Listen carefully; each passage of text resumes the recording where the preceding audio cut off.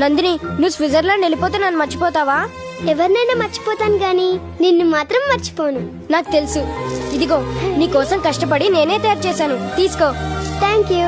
ఎలా ఉంది? భలేగా ఉంది. అదంటే నాకు ప్రాణం. ప్రభా,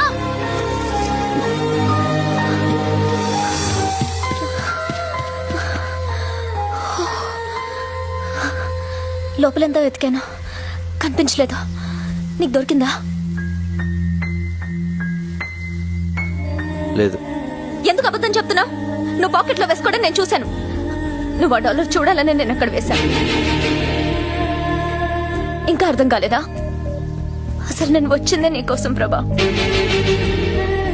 ఆ రోజు రైల్వే గేట్ దగ్గర నేను చూశాను.